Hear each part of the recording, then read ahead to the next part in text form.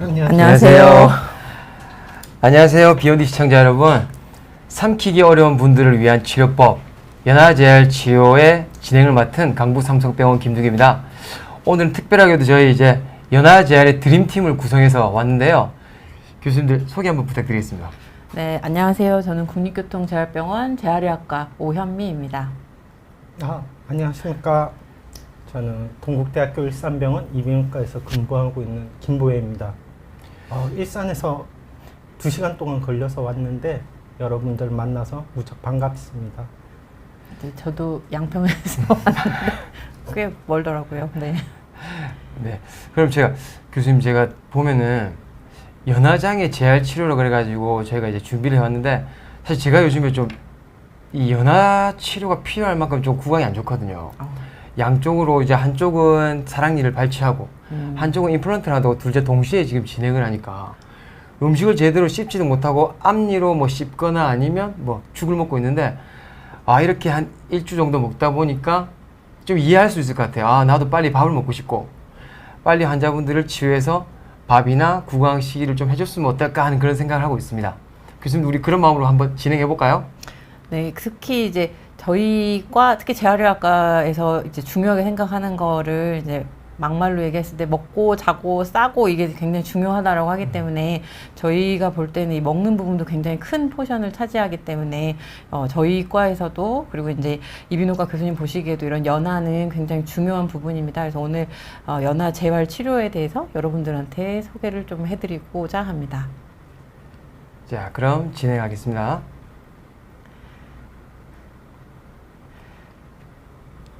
교수님.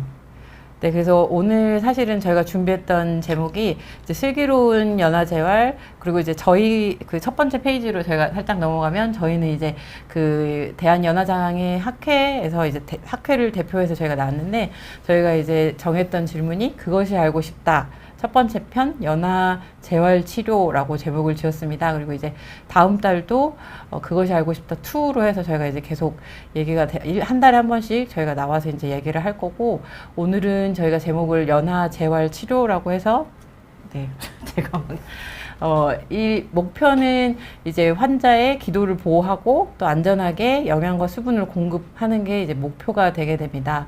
그래서 이제 저희 이제 김두규 선생님이랑 저랑 이제 또 이런 치료에 대해서 재활 운동이나 보상 기법에 대해서 말씀을 또 드릴 거고, 이제 이런 걸로 안 됐을 때 이제 시술 같은 게 필요할 때에는 어떠한 시술을 해주실 수 있는지 이제 이비인후과적인 그런 방법에 대해서도 오늘 보려고 합니다. 제가 오늘 먼저 저희 연화 재활에 대해서 이야기하기 전에 기본적으로 삼키는 과정에 대해서 설명을 해 드리겠습니다. 일단 우리가 정상적으로 삼킨다고 이야기하는 거는 음식물이 입에 들어와서 위까지 아무런 탈 없이 넘어가는 게 정상적으로 삼킨다라는 걸 이야기하는데요. 이제 그 과정에서 입, 인두, 후두, 그리고 식도까지 각자의 역할을 충실하게 수행을 해야 됩니다. 만약에 그중 하나의 기관이라도 제대로 일을 못하면 연화장애가 발생하죠. 입은 대체적으로 음식물을 잘 씹어야 하고요. 혀는 입안에 있는 음식물을 인두로 잘 밀어줘야 됩니다. 음식물이 인두로 넘어간 뒤에는 이렇게 강하게 수축을 하면서 음식물을 식도로 밀어서 내려야 되고요. 그 와중에 후두는 수축을 해서 기도를 막아주어야 합니다. 이래야지 정상적인 연화 과정이 일어나게 됩니다. 하지만 이 기능 중에 하나라도 장애가 생기면 이제 연화 장애가 생기는 거니까요. 부족한 기능을 대체해 주거나 혹은 강화시켜 주는 게 연화 재활의 기본 개념이 됩니다. 네, 넘어가 주십시오. 네. 교수님, 제가 보면은 질문 좀 많이 받는 게, 우리 보면은 막 밤에 자다가 사대 걸려요, 음식 먹다가 사대 걸려요, 막 그런 경우들 이렇게 질문 많이 받거든요. 그럼 이런 것도 다 연화장애 주 증상이 될 수 있을까요? 네, 일단 그 연화장애 주 증상은 저희가 이제 좀 정리를 해봤던 게 이제 흔히 얘기하시는 게 목에 걸려서 잘 안 내려가요 라고 하시는 경우가 있고, 그리고 이제 이렇게 많이 얘기하시는 거는 사례가 들려요 라고 얘기하시는 경우가 있습니다. 그래서 밥 먹을 때마다 기침이 나요. 그리고 이제 그 목 안이 아프다고 얘기하시는 경우도 있고, 그다음에 나 음식물을 삼켰는데 코로 이렇게 역류해서 나오는 경우를 얘기하시는 경우도 있고, 그리고 이제 입냄새가 심해요 라고 이야기하시는 경우들이 있습니다. 그래서 이러한 증상은 이렇게 증상들이 있을 때 각각의 이런 원인들에 따라서 조금씩 다르게 증상이 나타나기도 합니다. 교수님 혹시 또 추가로 얘기하실 게 있을까요? 저한테 오시는 환자분들은 그냥 먹고 싶어요라고 이야기하면서 들어오시는 분들이 많거든요. 먹을 때마다 기침이 나요라고 하시는 환자분들이 제일 많은 것 같고요. 좀 잘 먹게 해주세요 부탁하면서 오시는 분이 제일 많은 것 같아요. 주 증상에는 자기가 못 먹는다는 걸 알고 있고 체중은 많이 감소된 상태로 오시고요. 네. 주증상을 보면 또 보통 이해가 될 것 같은데 이게 입냄새가 심해요. 이거는 또 주증상이 또 될 수가 있네요, 교수님.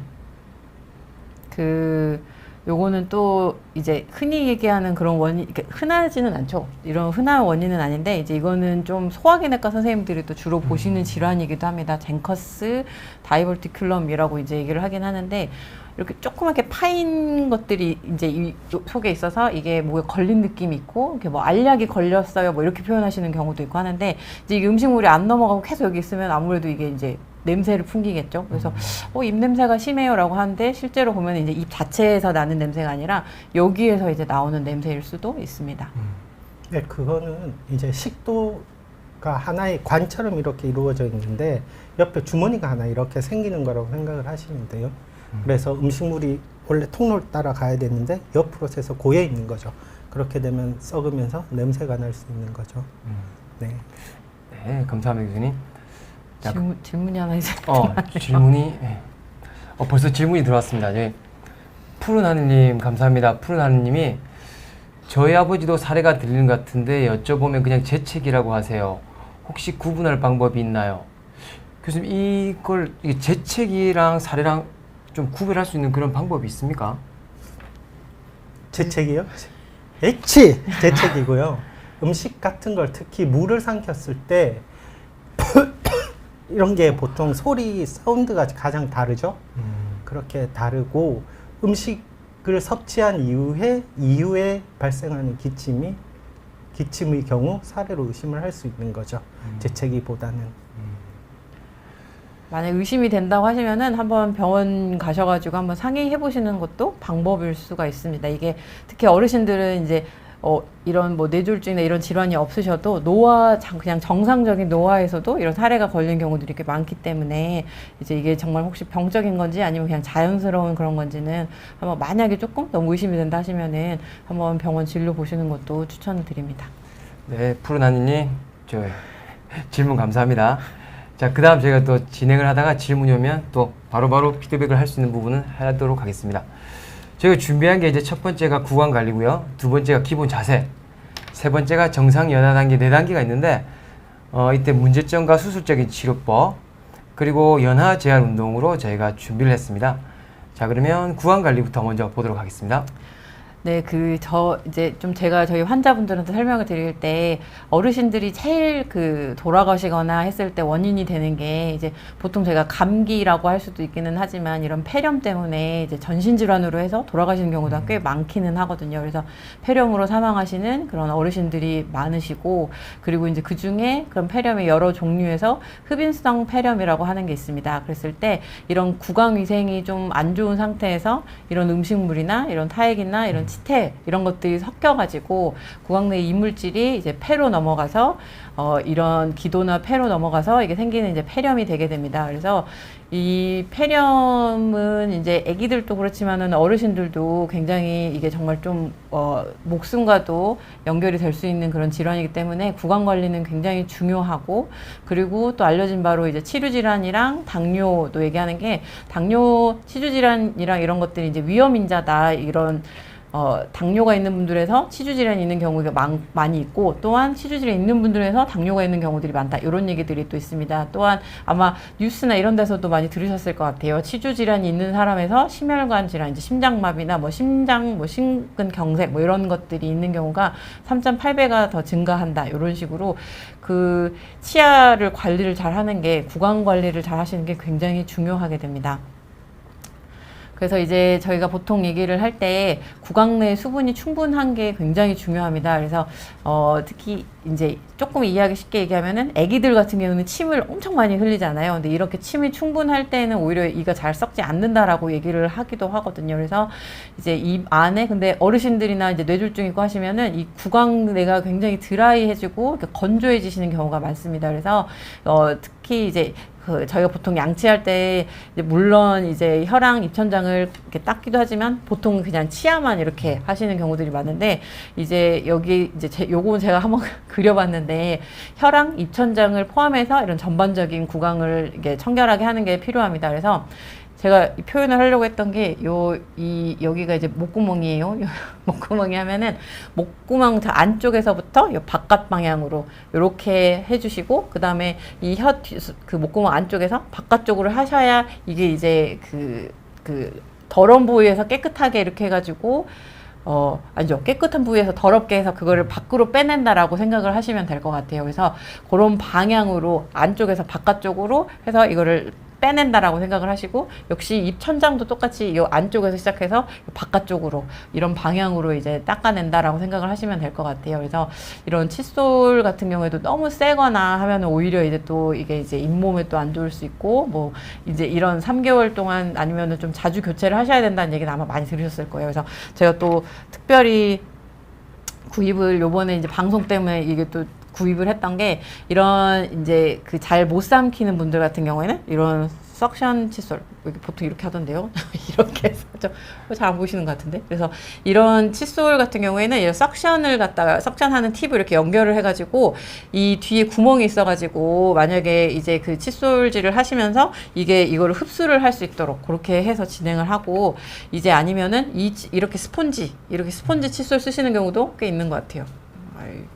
제 뷰티 유튜브를 보면 이렇게 이게 아마 포커스 어쩌고 막 이러던데, 아무튼 그래서 이런 스펀지 이런 칫솔을 쓰시는 경우도 이 안쪽에서 바깥쪽으로 해가지고 아까 제가 말씀드렸던 방향 쪽으로 해서 이 혀랑 그리고 입 천장까지 이렇게 깨끗하게 해주시는 수가 있겠습니다. 교수님, 그 환자들분들 치료하다 보면 또 많이 질문하시는데, 이제 보면은 양치가 조금 힘드신 경우에 거즈로 좀 닦아주는 방법이 있지 않습니까? 그런데 어떤 분들은 이제 가글이나 시중에 파는 가글인이라든지 뭐 액 같은 것들을 사셔가지고 직접 닦아서 양치 대신에 해도 되냐고 묻는 경우가 많거든요. 이 부분에 대한 답변을 좀 해주시면 좋을 것 같습니다. 제가 답변 드릴까요? 제가 생각하기에는 사실 수분 공급 자체가 중요하다고 생각을 하기 때문에 깨끗한 물로 충분하게 닦아주면 된다고 저는 개인적으로 생각을 합니다. 왜냐하면 다른 가글들도 결국 다 약품이기 때문에요. 어떤 선생님들은 그냥 놔두셔도 돼요, 닦은 다음에. 어떤 분들은 가글 하세요, 이렇게 이야기를 하는데요. 저는 그냥 주변에서 쉽게 구할 수 있는 물 이용해서 입안을 깨끗하게 닦아주시고 수분 공급을 충분하게 해주세요. 그게 제일 중요합니다라고 이야기를 드립니다. 네, 그래서 그게 포인트가 될 것 같네요. 네. 교수님, 물은 뭐 수돗물, 생수 상관없습니까? 비싼 뭐 에비앙 같은 거 쓰면 좋은데요. 네. 돈이 없으니까 저는 수돗물 씁니다. 네. 네, 뭐 말씀하신 대로 이런 아까도 제가 말했듯이 충분한 수분으로 하시는 게 좀 포인트일 것 같아요. 그래서 그거를 잘 하시고, 근데 워낙 이제 병원에서 헥사메딘이나 이런 소독으로 해서 탄툼 이런 것도 쓰시는 경우들이 있는데, 저도 이제 한번 쓰시면은 좀 한번 닦아내시는 게 좋지 않겠냐라고 이제 얘기를 드리기는 합니다. 질문 하나 들어왔는데요. 질문이 이제 막 들어옵니다. 마리오 슈퍼님 반갑습니다.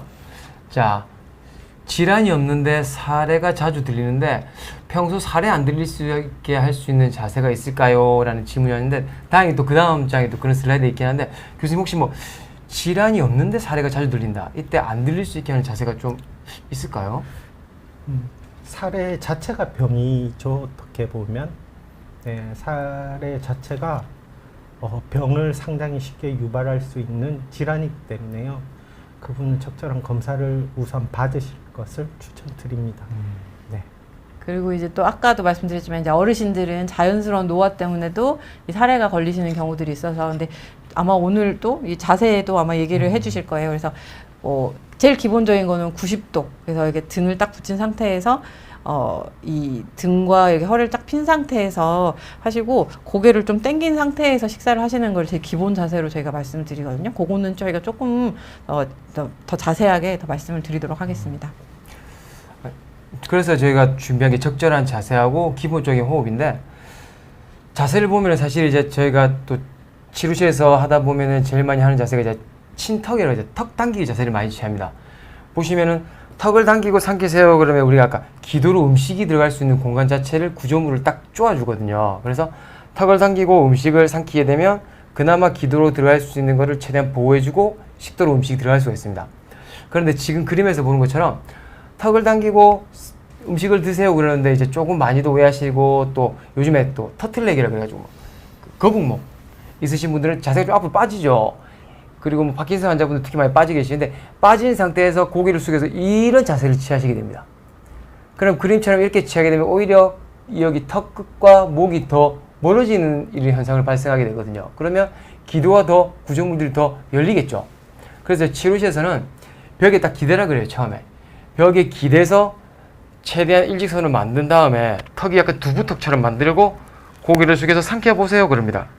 그래서 삼키면 불편할 수밖에 없거든요. 구조물을 막아 놓으니까 이렇게 삼켜 보세요. 이게 바로 턱 당기기 자세입니다 라고 말을 하고요. 또 하나 하기 쉬운 게 손가락 3개 딱 펴가지고 턱 밑에 대고 목이랑 가깝게 만드세요 하고 삼킵니다. 그러면 확실히 턱을 당겨서 삼키게 되면 그 구조물들이 기도로 열리는 구조물들이 좀 막히면서 훨씬 더 안전하게 삼킬 수가 있습니다. 팁 드리면 이런 분들 계세요. 턱 잘 당겨 놓고 삼키는 순간 어떻게? 이거는 팁이 아니라 이거 해서는 안 되는 동작이거든요. 그래서 항상 그 자세를 유지하고 나서 삼키는 게 훨씬 더 도움이 될 겁니다. 저희가 보통 응급 상황에서 보면은 기도 확보하려면 고개를 이렇게 해가지고 제껴서 하는 경우들이 있기 때문에 이렇게 하면은 기도가 더 넓어지는 거거든요. 그래서 약 같은 거 드실 때 고개 제껴가지고 이렇게 꿀꺽 드시는데 그것도 사실은 좋은 자세는 아니십니다. 네. 그리고 또 치료실에 방문하거나 제가 외래를 가거나 뭐 교수님들 뭐 회진도 다니시겠지만 가시면 이미 앉아있는 자세를 보게 되면은 아, 이분이 지금 식사할 때 문제가 있을 수 있겠구나라고 충분히 유추할 수 있거든요. 그림에서 나온 것처럼 아까 교수님 말씀하셨지만 골반을 딱 세워가지고 어깨 라인 맞추고 턱 미드라인 이렇게 정중선만 딱 맞춰도 음식을 제대로 씹어서 음식을 넘길 수가 있습니다. 그런데 지금처럼 들어 누워서 오거나 앞으로 푹 꼬부러진다 그럽니까? 구부러진다. 구부러진 구부리고 오시면 음식이 입안에서 앞으로 쏟아낼 수도 있고요. 또 음식이 뒤로 잘 못 넘어가서 되게 힘들 수가 있습니다. 그러니까 올바른 자세를 취하는 게 가장 도움이 많이 될 것 같습니다. 자, 그럼 이제 호흡인데 교수님 근데 삼킴하고 호흡하고 이렇게 무슨 관계가 좀 있을 수 있을까요? 삼키는 게 중요한 거는 저희가 삼킬 때는 성대는 닫혀야 됩니다. 기도를 보호를 해야 되는 거죠. 이와 반대로 우리가 숨을 쉴 때는 이렇게 벌어져야지 공기가 들어가는 거죠, 배로. 그렇기 때문에 이제 삼킬 때는 성대가 닫히고 숨을 쉴 때는 성대가 열리는 어떻게 보면 서로 상반되는 측면을 가지고 있거든요. 그렇기 때문에 저희가 숨을 쉬면서 먹을 수는 없잖아요. 그렇기 때문에 항상 반대되는 운동이라는 걸 기억을 하시고요. 저희가 숨을 들이쉬면서 음식물을 먹는 거는 금지 사례가 너무 잘 걸리기 때문에요. 그래서 호흡이 종료 후 삼킬 수 있도록 그리고 삼킴이 끝난 후 숨을 쉴 수 있도록 하는 게 재활치료에서 공부하는 게 아닐까요? 네. 그리고 이제 아까 말씀하신 것처럼 이제 이게 그 두 가지를 한꺼번에 할 수는 없으니까요. 숨을 쉬면서 먹는 거는 한번 해보려고 하시면 이게 잘 안 되거든요. 그래서 근데 이제 만약에 호흡이 뭐 짧다거나 이런 타이밍이 잘 안 맞다거나 이러다가는 사례와 또 걸리실 수도 있고 이게 이제 기본적으로 폐의 기능을 좀 많이 좋아지게 하기 위해서 이제 기본적으로 저희가 호흡 운동은 같이 진행을 합니다. 네. 그래서 이제 호흡 운동을 좀 저희가 보게 되는데 사실 이제 뭐 들여 마시기 그리고 내뱉기 크게 따지면 들여 마시기 내뱉기 그리고 숨 참기 이렇게 크게 세 가지로 나누어서 진행을 좀 해볼 건데요. 들여 마실 때는 저희가 들여 마시면 됩니다. 들여 마시는데 조금 우리가 뭐 치료 기기를 산다 그러면 이런 기기들을 가져가지고 이제 들여 마시면서 나의 호흡량을 이제 공이 올라오는 정도를 보면서 우리가 체크할 수 있는데 사실 이거 사서 하기에는 사실 좀 힘들잖아요, 그죠? 그래서 저희가 좀 준비한 게 앞에 우리 빨대 한번 잡아보시고 요 빨대, 그냥 빨대만 한번 잡아보시고 빨대 한번 잡아보시고 빨대를 그냥 빠는 겁니다. 빨게 되면 입술이랑 볼에 힘도 들어가지만 그 빨대를 빨면서 이 빨대 정으로 들이마시면서 운동을 할 수 있고요. 빨대가 없다. 빨대가 없으면 그 입술로 내가 처음에는 벌려서 최대한 들이마셔보고 그 다음에 입술을 좀 다물어 보세요. 그리고 한번 들이마셔보십시오.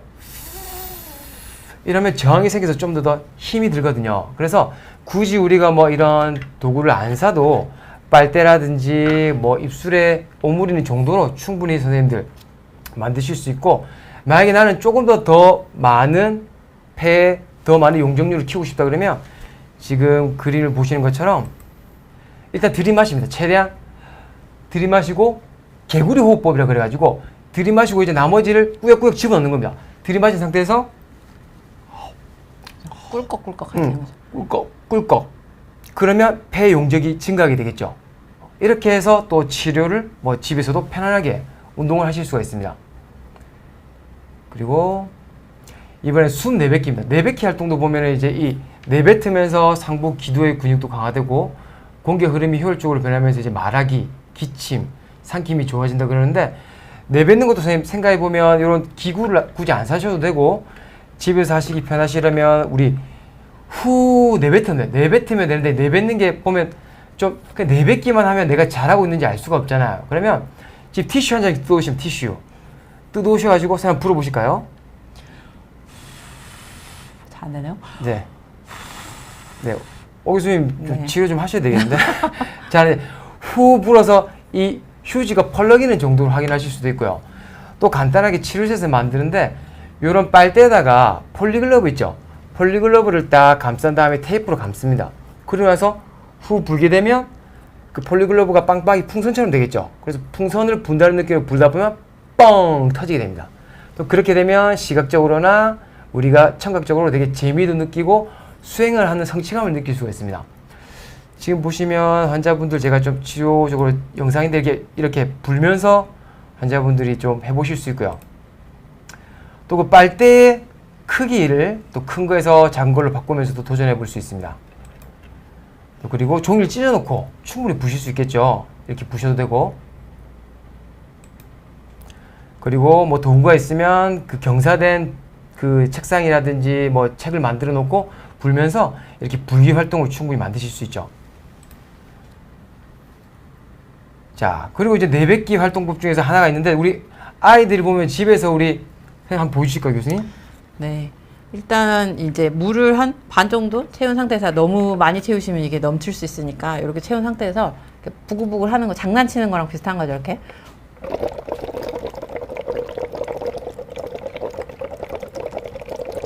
언제까지 해야 되죠? 교수님, 이건 잘하시네요. 이렇게 하시면 이제 잘한다 그러면 또 정을 주고 싶잖아요, 그죠?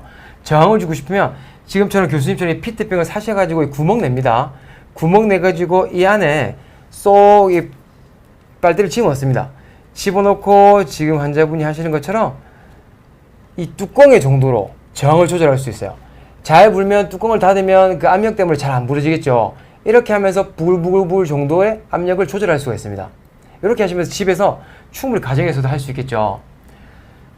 자, 그리고 잠깐 이까지 저희가 진행하고 질문 한번 받아보고 들어갈까요? 네. 푸른 하늘님 또 답변 좋은 질문하셨네요. 호흡을 일부러 조절해야 하나요? 저도 조절해 본 적이 없는데요. 일부러 조절을 해야 될까요? 아니요, 지금 이런 상황에서는 지금 저희가 이제 워낙 제목 자체가 연화 치료다 보니까 이런 것들이 연화 장애가 있으신 분들을 대상으로 이 연화 재활 치료의 하나의 일환으로 저희가 이제 얘기를 드리는 겁니다. 근데 이제 지금 방금 선생님이 설명해 주셨던 거는 사실은 수술 후에도 저희가 이제 전신마취나 이런 걸 수술 후에도 폐 기능을 좋아지게 하려고 이런 비슷한 이런 운동 이런 것들 행위 같은 이런 액티비티를 사실을 하거든요. 그래서 평소에 큰 문제가 없다. 나는 크게 음식 먹을 때도 문제가 없다라고 했을 때는 크게 이렇게 병원 이렇게 호흡 일부러 조절하고 이럴 거는 아니기는 하시는데 진짜 이제 만약에 뭔가 아까의 이제 이런 기도 이제 그런 식사하는 이런 문제가 생겼을 때 음식을 먹었을 때 문제가 있는 경우에는 이런 것들도 하나의 기본적으로 같이 진행을 하면서 이제 이러한 그 환자분들의 이제 그런 삼킴 능력을 갖다가 더 좋아지게 하는 거죠. 자, 그리고 써니하님 거 하나만 더 질문 받았고요. 사례도 자주 걸리고 고구마, 감자, 큰 알약 등을 삼키기 어려워요. 그리고 식사 시 국이나 물을 함께 먹지 않으면 음식이 잘 안 넘어갑니다. 식도가 좁은 걸까요? 재활이 필요한 연화장애일까요? 교수님 어떻게 답변을 좀 해주실 수 있을까요? 어떻게 생각하십니까? 먼저 두 가지 원인이 있을 것 같은데요. 두 가지 문제가 저런 증상의 원인이 될 수 있을 것 같은데, 일단 침의 분비량이 충분하지 않으면 저희가 이제 수분기가 없기 때문에 삼키기 힘들거든요. 그런데 그렇기 때문에 국이나 물을 함께 해야지만 삼킬 수 있을 가능성이 하나 있을 것 같고요. 저희가 물이랑 그냥 음식을 같이 먹게 되면 이제 저희가 쉽게 말해서 유동식이 되는 거죠. 딱딱한 음식에서 유동식이 되는 거죠. 그러면 딱딱한 음식은 못 삼키는데 유동식은 삼킬 수 있다. 그렇게 되면 실제로 좁아져 있는 부위가 있을 가능성도 충분히 있어 보이거든요. 저런 경우에는 후두 내시경이나 위내시경 받아보면 도움이 될 것 같습니다. 네, 그리고 이제 삼킴 검사라고 해서 네. 이제 실제로 식사하시면서 뭔가 어딘가에 문제가 생기는지 이제 저희 아마 전에 라이브 방송 보시면은 저희가 이제 삼킴 검사 그때도 제가 나왔습니다만 그 삼킴 검사를 저희가 이제 한번 했었거든요. 그래서 그거 한번 보시고 만약에 좀 이런 증상들이 계속된다 하시면은 병원 가셔가지고 한번 이제 뭐 내시경 하시거나 이런 삼킴 검사 한번 해보시는 게 좋을 것 같아요. 네. 자, 그러면 아까 전에 우리 교수님 말씀하신 대로 삼키는 순간은 우리가 무호흡, 호흡을 안 하고 나서 삼키고 나서 또 호흡을 해야 되지 않습니까? 그래서 이제 숨을 참는 재활도 필요한데 뭐 세 가지로 구분할 수 있으면 처음에 이제 편하게 숨을 참는 겁니다. 교수님 한번 편하게 5초 참아볼게요, 다들. 시작. 하나, 둘, 셋, 넷, 다섯. 코로 숨 쉰 거예요? 괜찮으십니까? 자, 그 다음은 이제 교수님 힘드시단 말이에요. 이게 1단계인데 힘들면은 교수님 치료받으러 오셔야겠는데. 그 다음은 이제 두 번째입니다. 숨을 편하게 들이마시면 들이마신 상태에서 폐를 좀 크게 만든 다음에 한번 삼켜봅니다. 들이마시고 1, 2, 3, 4, 5 내쉬고 지금 좋습니다. 세 번째는 이제 이걸 잘 하신다 하시면 강하게 참기라 그래가지고 들이마신 상태에서 목에 꼭 힘을 줘가지고 뭔가 목에 쫙 짜여지는 느낌으로 참는 거거든요. 들이마신 다음에 꽉 짜는 느낌으로 참아서 성대를 최대한 닫아주는 겁니다. 그래서 5초를 하나, 둘, 셋, 넷, 다섯 이렇게 하시면 선생님들 집에서 또 편안하게 숨참기, 후두 폐쇄에 대한 훈련을 할 수 있는데 혹시 이것 말고 또 선생님 하실 수 있는 또 호흡에 관련된 아니면 후두 폐쇄에 관련된 그런 운동법이 있을까요? 저는 이제 숨을 들이신 다음에 똥 싸는 것처럼 배에 힘을 주라고 이야기를 드리거든요. 그렇게 되면 방금 이야기하신 것 같은 동일한 효과를 얻을 수 있습니다. 혹은 숨을 들이쉬고 케겔 운동을 하라고 이야기를 설명을 드리든지 저는 그렇게 이야기 드리고 있습니다. 네. 오늘 좋은 팁 많이 나오네요. 숨을 들이마시고 똥을 싸는 것처럼 힘을 꽉 맞죠 교수님? 네, 이렇게 해보시면 잘 될 것 같습니다.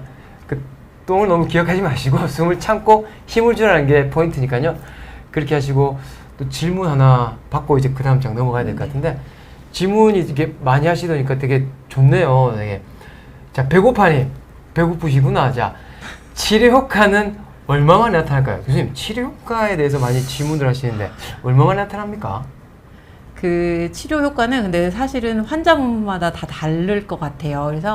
그래서 저희가 이제 제일 그런 연화 장애 같은 경우에 이런 삼킴 검사나 이런 거를 해서 정확하게 이제 파악을 해서 치료를 저희가 이제 시작을 하게 되는데 삼킴 이런 장애가 있으신 분들이 이런 정도도 사실은 다르고 어느 부위에서 이게 문제가 있는지에 따라서 또 다르기도 하거든요. 그러니까 아마 지지난달에서는 이제 그 암 때문에 이제 수술을 하셨던 경우, 그래서 연화 장애가 생긴 경우하고, 또 이제 뇌졸중인 경우에는 사실은 기능이 좋아지면서 이런 그 치료 효과가 뭐 2-3주 아니면 한 달 이렇게 나타나시는 경우도 있고, 한 2달 정도 두 달 정도 이제 몇 개월이 지나야 나타나는 경우들이 있어서, 요거는 한번 제일 정확하게는 평가를 좀 해보시고 이제 다른 의사 선생님이랑 한번 상의를 해보시면서 진행을 하시는 게 맞을 것 같아요. 그럼 이제 또 치료 이제 좀 넘어가고, 제가 지금 질문이 많이 와가지고 사실 기분도 좋으면서도 지금 좀 당황스럽기도 한데, 일단 또 넘어가고 조금 이따 또 질문을 또 받도록 하겠습니다. 저희가 지금 이게 시간이 되게 천천히 갈까 엄청 걱정했는데 벌써 6시 반인데. 반입니다. 지금 저희가 준비한 슬라이드가 굉장히 많은데 네. 짧게 가야겠네요. 네, 한번 적극적인 치료, 교수님 한번. 제가 이비인후과에서 제공하는 연화 치료 중에 주사 치료 혹은 수술적 치료를 제가 적극적인 치료라고 이야기를 드리겠습니다. 적극적인 치료라고 하면 먼저 좀 더 연화 재활보다는 몸에 바늘을 찌르거나 칼을 대기 때문에 좀 더 침습적인 치료들이 되는 거죠. 그렇기 때문에 치료 방침을 결정할 때는 상당히 신중하게 결정을 하셔야 되고요. 적극적인 치료 자체만으로 연화 기능이 회복된다라고 생각을 하시면 조금 위험할 수 있습니다. 그래서 적극적인 치료를 시행하시기 전에는 재활의학과 선생님이나 이비인후과 선생님과 상담을 잘 하신 후 결정하는 게 제일 중요합니다. 네, 넘어가 주실까요? 일단 구강기 장애에서 저희가 입에서 가장 중요한 역할은 치아 그리고 뼈를 이용해서 씹는 거죠. 그래서 만약에 치아가 없으신 분들이 임플란트나 틀니를 쓰는 게 대표적인 적극적 치료입니다. 그리고 내가 입안에 수술을 한 다음 잘 씹히지 않는다. 그러면 좀 드문 경우지만 재활 수술을 시행해 볼 수도 있습니다. 네. 네, 그럼 이제 구강 쪽이니까 이제 치료실에서 할 수 있는 이런 구강 치료를 저희가 또 해드릴 텐데, 일단 이제 보시는 볼, 입술, 턱, 또 혀 이렇게 운동이 있는데, 이건 선생님들, 시청자분들이 많이들 하시는 건데 한번 정리를 해서 해봤으니까 같이 하시면서 하면 훨씬 도움이 되니까 한번 볼게요. 자, 볼을 양쪽 볼에 바람을 넣습니다. 바람을 넣고 그냥 볼을 쭉 빱니다. 양쪽 볼에 바람을 이게 좀 어려워 하시는데, 바람을 오른쪽에서 왼쪽으로, 또 왼쪽에서 오른쪽으로. 나는 잘한다 그러면 바람을 빙글 한번 돌려보십시오. 괜찮으신 것 같은데요? 네. 그리고 이번에는 턱입니다. 턱은 씹기하고 관련이 있으니까 턱도 한번 연습해 보시면, 입을 최대한 벌려보고, 그리고 입을 좌측 우측으로 옮기는 겁니다. 이렇게 입을 아래 턱을 내밀기도 하고 집어넣기도 하고 좌우로 옮기면서 이 아래 턱의 움직임을 충분히 만드실 수 있고요. 입술 운동은 아까 저희 막 불기하죠. 불기를 할 때 보면 입술이랑 볼이랑 우리 호흡하는 걸 같이 들어가거든요. 그래서 아에이오 발성을 하고, 그리고 불기도 많이 하시면 되게 좋습니다. 그리고 풍선 같은 거 안 불어보셨는데, 풍선 같은 걸 불면서 하시면 우리 불기 근육도 강화되고 입술 근육도 같이 강화되거든요. 그래서 입술 근육도 하시고요. 또 아랫입술을 위로 한번 올려보십시오. 올리기. 그리고 난 이걸 잘해 그러면 이거 한번 해보셔야 돼요. 뭐 서랍자나 스푼 같은 거, 빨대 같은 거를 입술 사이에 놓습니다. 그리고 물고 계셔보세요. 물고 계시면 한 1분만 유지해도 되게 막 입 주변이 바라라 떨리거든요. 그래서 이런 것들을 하면서 입술 운동을 같이 하실 수 있습니다. 혀는 내밀고 측면으로 움직이고요. 위아래로 움직이면서 본인이 스스로 할 수 있는 걸 하게 되고, 또 만약에 좀 잘한다 그러면 거즈라든지 폴리글러브를 감싸고 그 혀의 움직임에 대해서 저항적인 움직임을 제공해 주면 돼요. 그리고 이거 있죠. 우리 사탕 만들어봐. 사탕 만들어 보실까요? 잘 안 나오네요. 자, 사탕 만들어 보시고, 그 사탕을 밀어내는 겁니다. 오, 상당히 강하신데? 자, 이렇게 밀면서 혀의 움직임, 볼의 움직임을 저항 운동을 같이 하실 수가 있습니다. 자, 그러면 구강 안면 운동은 제가 정리를 해놨고요. 그러면 또 질문 하나, 에이다님 질문 하나 받고 한번 진행해 볼게요. 병원에서 배운 재활 운동을 집에 가서는 얼마나 자주 해야 하나요? 그래서 얼마나 자주 하는 게 좋을까요? 일단은 매일 하시는 게 가장 중요하겠죠. 매일 하시는 게 중요하고, 이제 이런 운동을 이렇게 뭐 하루 10번 막 이렇게 한다고 해서 뭐 더 빨리 좋아지고 이런 거보다는 뭐 이렇게 좀 부담이 되지 않은 상태에서 오전에 한 번, 뭐 점심 때 한 번 더 한다거나 하루에 뭐 3번 규칙적으로 하신다거나 하는 게 더 좋을 것 같기는 합니다. 너무 무리해서 하실 거는 아닐 것 같아요. 특히 이제 정말 제대로 할 때 이제 특히 또 말씀드리는 게 병원에서 할 때는 우리 선생님이 1대1로 이런 것들을 다 잡아주고 제대로 하는지 다 봐주고 하시는데 집에 가서는 사실 이게 왜 우리 그렇잖아요. 이게 내가 볼 때는 잘하고 있는 것 같은데 사실은 그게 적절한 게 아닐 수도 있고 하기 때문에 그래서 너무 이제 병원에서 배웠던 거를 집에 가서 너무 무리하게 하지 마시라고 보통 설명을 또 드리기도 하거든요. 네. 그러니까 본인의 상태에 맞게 그쵸. 적절한 네. 수준을 하는 게 제일 좋다 이 말씀이시죠. 네. 그러면 이 질문은 좀 또 받고 교수님 이거 한번 인두기 쪽에 한번 강의 한번 부탁드리겠습니다. 네. 저희 이제 인두기 장애라고 하면 대표적으로 음식물이 입안에서 인두로 넘어가는 과정이죠. 그 과정에서 필수적으로 일어나야 될 게 영구개가 뒤쪽으로 올라가면서 코랑 인두를 분리를 해줘야 됩니다. 그런데 거기 선천적 기형이 있거나 혹은 수술을 받은 후에 음식을 먹는데 음식물이 콧구멍으로 나와요. 이렇게 되면 인두부전 장애가 있는 거죠. 그 경우에는 틀니처럼 보조기를 사용을 할 수가 있고요. 수술적 치료를 고려해 볼 수도 있습니다. 그리고 두 번째 인두기 장애 중에 하나는 우리가 이렇게 쭈쭈바를 짜듯이 이렇게 확 수축을 해야지 음식물들이 식도로 밀려 내려가거든요. 그런데 그런 운동이 저하되었다. 그러면 사실 수술적 치료나 적극적 치료를 통해서 약해진 근육을 강하게 할 수는 없거든요. 그래서 그 경우에는 저는 연하 재활을 열심히 받으라고 제가 설명해 드립니다. 네, 그리고 다음 페이지에 가면 저희가 이제 인두로 음식물이 지나갈 때 그 앞쪽에 음식물이 지나가는 앞쪽에 후두가 있거든요. 그 후두가 있는데 그 녀석들이 제대로 이렇게 닫히지 않으면 음식물을 삼킬 때 사례가 걸립니다. 그래서 대표적으로 우리 뇌졸중이 왔거나 혹은 갑상선 수술 이후에 편측 성대마비가 생기면 이렇게 저희가 V자로 이렇게 열렸다 닫혔다 해야 되는 건데 한쪽이 이제 닫히지를 않는 거죠. 그렇게 되면 삼킬 때 이렇게 틈이 생기게 되거든요. 이렇게. 그렇게 되면 그 사이로 삼킬 때 사례가 걸려요. 그러니까 움직이지 않는 쪽에 우리 얼굴에 미용 목적으로 넣는 필러를 이렇게 넣어주면 정상이 덜 와도 되겠죠. 그렇게 되면 적은 노력으로도 사례가 걸리지 않고 먹을 수 있기 때문에 저희가 이제 필러를 성대에 주사해 주면 연하 장애가 좋아지기도 합니다. 네, 넘어가 주십시오. 교수님 필러도 그렇고 제가 또 좀 받는 게 혹시 목에 보톡스 하지 않나요? 보톡스는 네. 나중에 이제 음식물이 지나갈 때 인두에서 식도로 넘어가는 단계에 식도 초입에 근육이 하나 있거든요. 근데 그 근육도 말썽을 많이 일으켜요. 이렇게 잘 이완이 돼야 되는데, 쉽게 말해서 식도 입구가 쉽게 넓어져야 되는데 잘 안 넓어지는 경우가 많거든요. 그 경우에는 보톡스를 넣을 수 있는 거고요. 이제 성대마비가 있는 경우에는 필러를 넣어야죠. 어떻게 보면 미용 목적으로 사용하는 것이 삼킴과도 밀접한 관계가 있는 치료제들이 많죠, 사실. 네, 그렇게 우선 이야기를 드리고 나중에 이제 보톡스를 사용할 수 있는 경우는 제가 설명을 드릴게요. 다음에 준비되어 있습니다.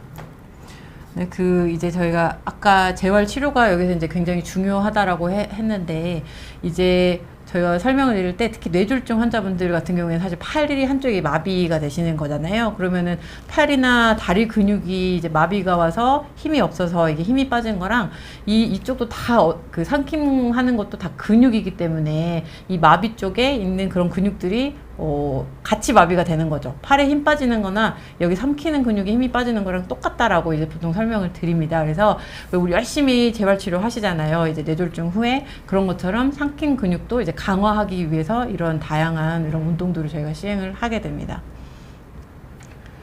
자, 그리고 시청자 반응도 질문 들어왔는데요. 이혜진 님이 아까 질문하셨는데 이번에 이혜진 님께서 질문 주셨습니다. 네, 그냥 볼에 바람 넣고 빼고는 잘 되는데 양쪽 볼에 번갈아 가면서 공기 넘기기가 잘 안 되는데 시도를 계속 해봐야 하나요? 아니면 더 쉽게 할 수 있는 방법이 있을까요? 이거 이제 아까 제가 봤을 때 김보희 교수님도 이게 잘 안 되셨던 것 같은데. 계속 연습을 해보시는 게 맞지 않을까요?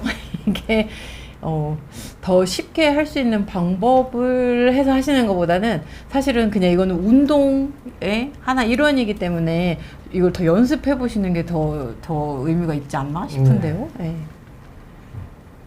그렇기 때문에 그렇게 연습을 해보시고 네. 아까 말씀 바람도 불어보시고 아까 말씀드린 빨대도 불어보시고 그것도 물론 요즘 풍선 같은 거 불어보시면서 볼, 입술, 호흡 같이 훈련하시면 도움이 될 거니까 굳이 저건 양쪽 볼에 번갈아가면서 공기가 안 넘어간다고 너무 걱정 안 네. 하셔도 괜찮을 것 같습니다. 네. 어려운 질문이네요. 네, 네. 제일 어려운 질문이었어요. 깜짝 놀랐네요. 네. 이해진 질문 감사합니다. 자, 그 다음에 이제 삼킴 근육 강화 운동입니다. 저희 치료실에서 하는 것 중에서 이제 많이 있는데 이 중에서도 저희가 지금 가정에서 지금 운동으로 할 수 있는 제일 쉬운 것들을 몇 개 가져왔거든요. 그래서 한 4개 정도 같이 해보면서 하시면 도움이 많이 될 것 같으세요. 그래서 뭐 첫 번째 힘껏 삼킴, 맨델스 메뉴라는 게 있고요. 혀물고 삼킴, 누워서 고개 들기. 말 그대로 쉽게 풀어놨기 때문에 선생님 집에서 하실 때는 우리 시청자분들이 충분히 쉽게 따라 하실 수 있을 것 같습니다. 힘껏 삼킴은 노력 삼킴이라고 합니다. 쥐어 짜는 거죠. 쥐어 짜가지고 우리가 인두에서 어떤 삼킴 그 구조물들을 강화시키는 건데 좀 쉽게 할 수 있는 게 뭐냐면 이제 뭐 입 안에 빈대떡이 있습니다. 이거 한번 삼켜보세요 라고 하면 어떻게? 꿀꺽 삼키죠. 강하게 삼키거든요. 이렇게 강하게 삼키는 것만 해도 쥐어 짜줄 수 있는 힘이 키워지기 때문에 힘껏 강하게 삼키는 게 또 도움이 많이 되실 거고요.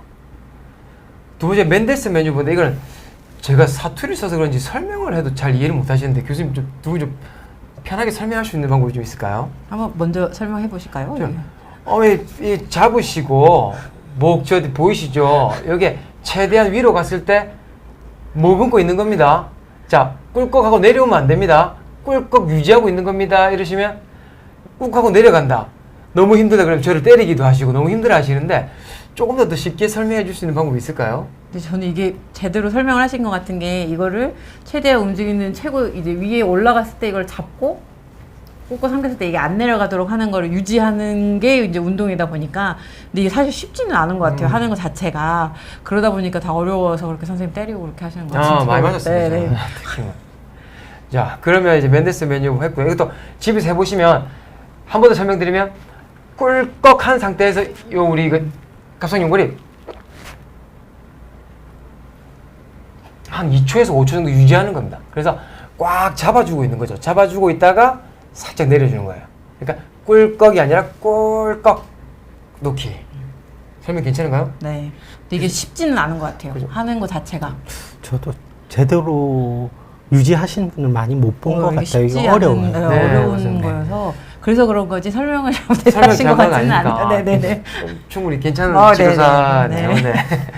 자, 그 다음은 세 번째 혀물고 삼키입니다. 이제 뭐 마사코 기법이라고 하는데 혀를 물고 꾹꾹 삼켜가지고 혀 뒷부분에 있는 구조물들을 강화시키는 방법입니다. 근데 혀를 물고 삼키시면 알겠지만 잘 삼킬 수 있는데 삼키다 보면 혀가 도망갑니다. 뒤로 혹 빠져요. 그래서 또 마찬가지 이것도 잘 안 된다 치료사 선생님 하면서 또 이렇게 톡톡 치시는 분도 계신데 대안으로 혀끝 있죠. 이게 이 치아와 윗 입천장 사이에 치조돌기가 있는데 거기 혀를 대고 그러면 혀를 대고 만약 이게 내밀어서 안 삼켜지면 혀를 대고 꿀꺽 삼키는 게 대안 방법이니까 이것도 해보시면 도움이 많이 되실 것 같습니다. 이게 아마 마이크로 안 잡힐 것 같은데 선생님 삼키는 소리가 계속 굉장히 크게 크게 들리는데 들려요? 네. 이렇게 이게 강화하는 거다 보니까 이제 아마 지난번에 삼킨 검사했을 때 보면은 여기 이제 목에 걸린 느낌이다. 이게 아까처럼 얘기하셨지만 이걸 꽉 짜져 이게 쭉 내려가는데 이게 짜준 힘이 없다 보니까 이게 목에 걸려 있다 보니까 그래서 이 대부분의 이런 강화 운동들은 힘을 꽉 줘가지고 이거를 쑥 내려갈 수 있게 이런 힘을 주는 거거든요. 그래서 기본적으로는 이렇게 첫 번째 아까 보셨던 거나 이런 두 번째, 세 번째 다 이렇게 힘을 꽉 줘서 이거를 쥐어짜는 것처럼 이런 거를 하는, 예. 근데 지금 푸른 하늘님께서 하는 게 이제 운동했을 때 잘 못해도 뭐라고 못하겠는 하는 게 이게 쉽지 않아요, 사실은. 예. 그래서 그런 것들은 좀 그거에 중점을 주고, 그리고 쉬운 게 전혀 아니고, 이게 이제 특히 연화장애 있는 분들은 이거를 왜 우리가 이제 쉽게 얘기하면은 헬스장에서 운동을 할 때 뭐 그냥 뭐 무게 없이 하면 이게 굉장히 쉽게 하겠지만은 무게를 치려면 어느 정도 이게 몸이 받쳐주고 이게 해야 무게를 치는 거잖아요. 그런 것처럼 이제 이런 운동을 하시는 이제 경우에는 푸른 하느님 아버님처럼, 그러니까 지금 뭐 운동을 시켰을 때 잘 못하신다고 하는 게, 물론 저희가 아까 말씀드렸지만은 정확한 평가나 이런 것들을 한번 받아보시라고 말씀을 드렸던 게, 이제 특히 저희한테 이제 치료를 받으시는 분들은 이런 뇌졸중 후에 이런 힘이 약하거나 이런 문제가 있기 때문에, 이거는 뭐 하루아침에 하는 운동이면 사실 저희가 이렇게 막 시키지 않죠. 선생님 맞지도 않고. 근데 워낙 이게 힘든 운동이기 때문에 이거를 못 하신다고 해서 이게 막 너무 이렇게 하실 것도 아니고, 그거를 막 뭐라고 하실 것도 아닐 것 같기는 해요. 왜 이게 다 어려운 운동들이기 때문에요. 네, 네. 네. 문성필님, 안녕하세요. 설명 너무 재밌게 저희 잘하고 있나 봅니다. 네, 지금 5분밖에 안 남았어요. 빨리 제가 시간이 없어서. 궁금한 게, 운동하다가 살에 걸릴까 봐 무서워요. 아. 무섭다면 어떻게 피해야 됩니까? 해야 될까요? 이거는 저의 생각은 일단 적절하게 하는 게 중요하실 것 같아요. 근데 이제 가장 기본적으로 할 때는, 만약에 이런 걸 하다가 이제 크게 사례가 걸린다라고 했을 때는 무리가 간다 이런 건 그냥 안 하시는 게 맞을 것 같아요. 그 아까도 말씀드렸지만, 그럴 경우에는 이제 1대1로 우리 선생님이랑 같이 진행을 하시는 게 먼저일 것 같아요. 그래서 만약에 너무 운동하다 사례 걸릴까 봐 좀 무섭고 너무 좀 위축되고 좀 걱정된다 그러면은 그냥 하지 마시고 병원에 오셔가지고 진료 보시고 이제 전문가 선생님들하고 같이 진행을 하시는 게 더 나으실 수 있을 것 같고, 무리해서 하실 거는 전혀 아닐 것 같아요. 그리고 이제 만약에 집에서 이제 뭐 삼키는 거 이런 것들 연습을 하고 싶다라고 했을 때는, 이제 뭐 먹는 거를 한번 뭐 테스트하고 싶다 이런 걸 하실 때도, 기본적으로 물은 사실은 침이랑 똑같기 때문에 만약에 하시게 되면 물 같은 거는 저는 괜찮을 것 같거든요. 어차피 침이 뭐 한다 해도 이게 폐에서는 다 흡수가 될 거니까. 근데 이제 우유, 주스 뭐 이런 것들은 오히려 이게 진짜 폐로 넘어갔을 때는 이렇게 흡수가 되지 않고 이게 계속 남아있다 보면 문제가 일으킬 수가 있기 때문에, 그런 것들 가지고는 이제 뭐 테스트하거나 이런 것들은 별로 이렇게 추천을 하지 않습니다. 그러면 그 다음 또 운동 한 가지 있는데, 누워서 고개 드는 운동. 우리가 편하게 누운 상태에서 고개를 들어가지고 발끝을 보면 됩니다. 그러니까 발끝을 보는데 우리가 어깨까지 같이 들어올리게 되면은 우리 복근, 이 상복부에 훈련이 되겠죠. 그래서 어깨를 조금 내려놓은 상태에서 고개를 들어서 발끝을 보는 훈련인데, 이 운동도 집에서 하시기엔 좀 편하시기 때문에 편안하게 접근을 하실 수 있을 것 같습니다. 근데 이게 생각보다 또 쉽지 않아요. 이게 제대로 또 하는 게 또 쉽지가 않아가지고, 꼭 이거 처음에 일단 배우실 때는 선생님들하고 같이 배우시고 한번 해보시는 게, 네, 지금 여기서 보면 어깨가 같이 올라가는 것을 주의해야 된다라고 하기는 하거든요. 이게 하다 보면 이렇게 하면서 여기가 다 뜨게 되기 때문에, 김두규 선생님 배우 하셔도 되겠어요. 감사합니다. 경주 사람, 경주 쪽 감사합니다. 어쨌든 그래서 이러한 걸 하실 때는 제대로 하시는 게 정말 중요한 것 같아요. 하나하나를 하셔도 제대로 하시는 게 정말 중요할 것 같습니다. 그래서 사실 이게 어려우니까 앉아서도 할 수 있는 법도 있고, 사실은 누워서 할 때도 보호자분이 밑에서 안 된다고 포기하지 마시고, 보호자분이 받쳐서 고개를 살짝 올려주면서 수축하는 것만 해도 그분한테 되게 큰 운동이 되는 거거든요.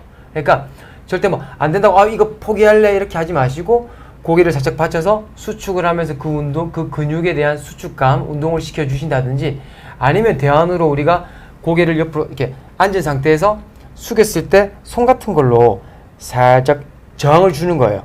그래서 목에 있는 삼키는 근육들을 강화시키는 방법도 있습니다. 그러니까 여러 가지 대안이 많으니까 혹시 만약 필요하면 또 치료실 방문하셔서 네네. 좋은 치료 받으실 수 있을 것 같습니다. 지금 저희가 시간이 별로 없어가지고 아마 아까 말씀드렸던 보톡스, 근데 사실 보톡스는 상품명이어가지고 이제 보툴리눔 독소라고 많이 하고, 이제 보톡스도 요새는 뭐 보톡스 뭐 이렇게 메디톡신 뭐 굉장히 많은 약들이 있어가지고 하는데, 그것만 한번 얘기 듣고 지나가면 좋을 것 같습니다. 네. 뒤에 한번 넘어가겠습니다. 이제 저희가 보톡스가 가장 먼저 이제 제일 대중적으로 사용되는 말이라서 제가 그렇게 이야기를 드렸고요. 원래 보툴리눔 톡신이라는 게 있습니다. 이 녀석은 인체 내 근육 내에 주입이 되면 신경을 통해서 근육이 수축을 하라고 신호 주는 것 자체가 분비가 안 되도록 하니까 근육이 이렇게 수축을 못하고 늘어나 버립니다. 그렇게 되는 건데 저희가 삼키는 과정에서 식도 입구에 이렇게 C자로 생긴 근육이 있거든요. 이 근육은 저희가 삼킬 때 이렇게 느슨하게 늘어나야 되고요. 평상시에는 이렇게 조우고 있는 상태입니다. 그런데 뇌졸중이 오거나 혹은 수술을 받고 나면 이 녀석이 삼킬 때도 안 벌어지는 거죠. 이 녀석은 너무 강하게 수축을 하고 있으니까 입구는 좁은 상태고 음식물을 아무리 강하게 위에서 짜줘도 지나가지를 못하게 되는 거죠. 그렇게 되면 저희가 선택할 수 있는 방법은 보툴린 톡신, 보톡스를 주입을 해서 이렇게 느슨하게 만들어주는 게 한 가지 방법이 있고요. 이렇게 좁아진 곳에 풍선을 위치시킨 다음에 내시경이나 안 그러면 전신마취를 해서 이렇게 압력을 주면서 억지로 이렇게 늘리는 방법이 있습니다. 물리적으로 늘리는 방법이죠. 그리고 하나는 이렇게 C자 형태의 근육이니까 근육을 이렇게 절개를 하는 방법도 있습니다. 그렇게 되면 근육이 좁아지지는 않겠죠. 예, 그런 방법이 있는 거죠. 그리고 미용에서 사용하는 보톡스랑 여기서 사용하는 보톡스는 동일한 걸 사용해도 무방하고요. 용량의 차이는 있습니다. 피부 미용보다는 삼킴장에서 더 많은 용량의 보톡스를 사용하게 되는 거죠. 아까 처음에 뭐 이렇게 질문하셨던 게 자주 맞아야 되나요? 이런 질문이 있었는데 어느 정도? 보톡스 맞고 나면 보통 유지 기간은 일반적으로 10에서 28주 정도로 알려져 있거든요. 그래서 통상적으로 저희가 3개월까지는 효과가 지속될 겁니다라고 이야기를 드려요. 그런데 6개월 지나가면 효과가 없기 때문에 다시 맞기도 하고요. 그럼 매번 보톡스 맞는 게 좀 불편하다. 그렇게 되면 아까 기계적으로 구멍을 넓혀주거나 혹은 근육을 잘라주거나 그러는 방법으로 선택을 할 수가 있죠. 그런데 보톡스는 비교적 안전하기 때문에요. 시도해 볼 만한 충분한 가치가 있다고 저는 생각을 합니다. 네. 네, 벌써 51분이 지나가지고 네 안타깝네요. 시간 진짜 빨리 너무 정말 빨리 가죠. 진짜 네, 빨리 이게 지나가요. 정말 시간이 안 갈 줄 알았는데 이게 네. 막 얘기를 하다 보면 시간이 정말 빨리 지나가더라고요.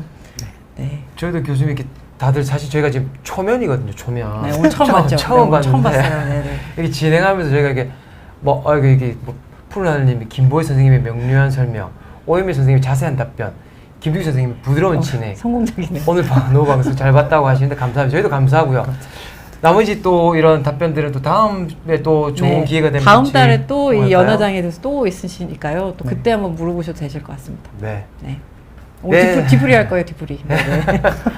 가서 친해질 네, 거예요. 가서 친해지겠습니다. 네. 그리고 오늘 저희는 여기서 마무리를 할까요? 네. 네. 네. 자, 감사합니다. 봐주셔서 감사합니다. 감사합니다. 네, 감사합니다. 좋은 하루 되세요.